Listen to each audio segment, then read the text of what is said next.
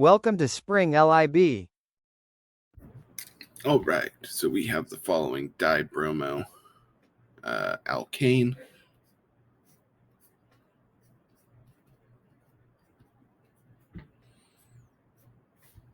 And we're reacting it with excess sodium amide, a strong base, in ammonia first, and then a neutral water workup. We need to draw the product. So what you need to recall is that dibromo alkanes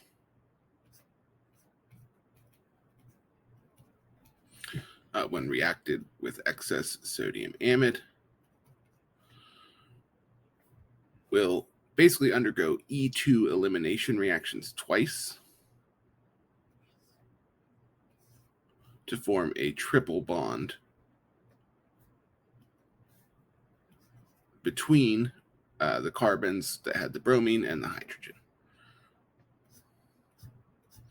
Right, so in this case, we look at the carbon which bears the bromines, and we look at the neighboring carbons. This one has two hydrogens, so it's possible to do that here.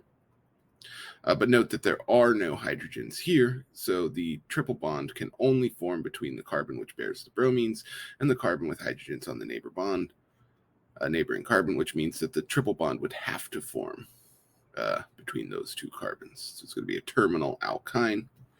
Okay, and then the final piece of the puzzle is that, in fact, remember that alkynes like this will have hydrogen on either end. And then we've got excess sodium amide floating around, which means that it's kind of unavoidable that at some point, even those protons will be abstracted by a spare amide molecule, leaving us not with an alkyne, but with an alkynyl anion, which is why we have water in the next step, with the idea being that in the second step, the alkynes can deprotonate water and basically go back to just being regular old alkynes instead of alkynyl anions. So the water is only there because the sodium amide doesn't know where to stop and will keep deprotonating, but we want a neutral product, not an alkynyl anion. Okay, so we're just going to redraw this same substrate, but with a triple bond between those two carbons.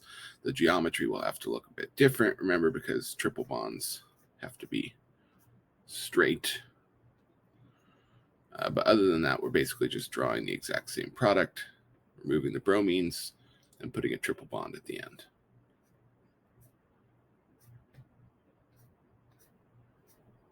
Like so.